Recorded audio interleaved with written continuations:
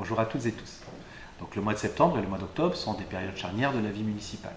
Il y a évidemment la rentrée scolaire qui va marquer un temps important, mais c'est aussi le moment où toutes les associations reprennent leurs activités sportives ou autres.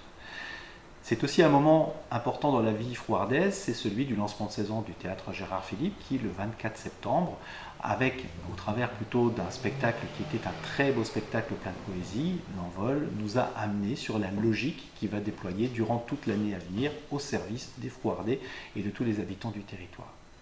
Quelques jours plus tard, ce même lieu a accueilli une conférence et un spectacle également autour de cette préoccupation que nous avons tous, et encore plus particulièrement en cette période où on nous demande une certaine sobriété énergétique, de notre engagement, de réfléchir à notre engagement et à la contribution que nous pourrions apporter, individuellement ou collectivement, sur l'écosystème que nous impactons à travers chacun de nos gestes.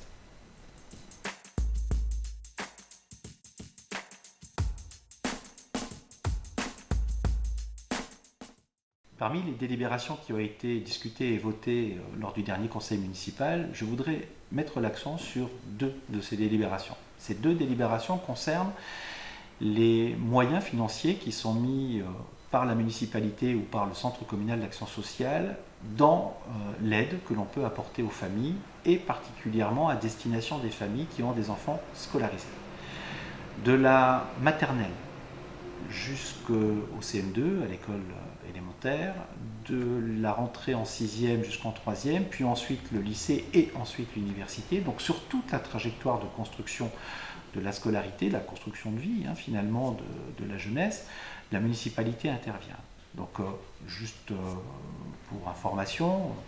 le bon qui est donné aux étudiants donc, qui ont obtenu leur baccalauréat et qui entrent dans la vie universitaire est d'un montant de 90 euros.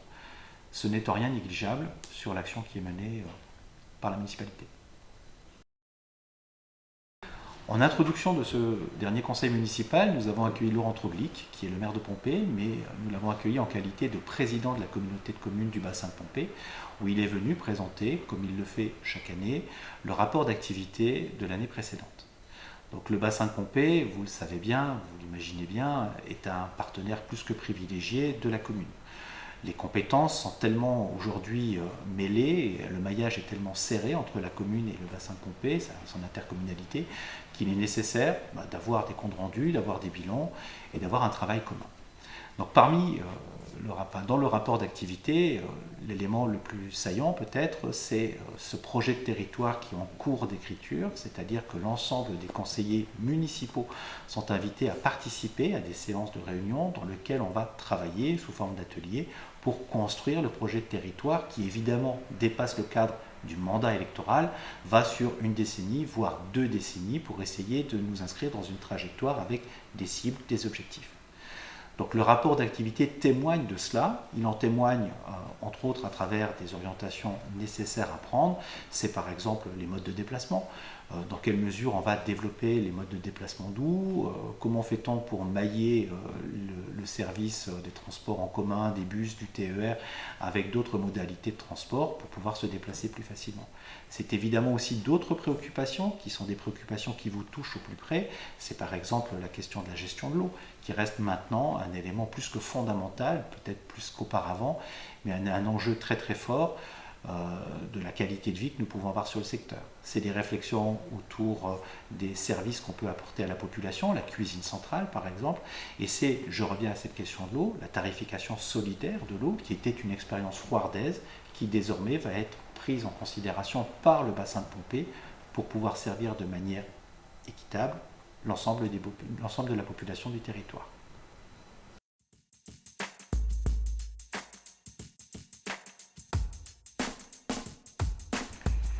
Une petite parenthèse bleue dans ce mois d'octobre qui est généralement le mois rose. Donc cette petite parenthèse bleue, c'est évidemment la semaine consacrée à nos seniors avec une multitude d'activités qui trouvera un petit moment festif à la fin de la semaine, le samedi en début d'après-midi à la salle de l'Ermitage avec un petit thé dansant. Et puis ce sera les foulées roses avec la participation que j'espère du plus grand nombre de Frouardais qui vont s'impliquer dans ces marches que nous organisons au bénéfice de diverses associations de lutte contre le cancer. Donc je vous dis à très bientôt avec nos t-shirts et nos baskets.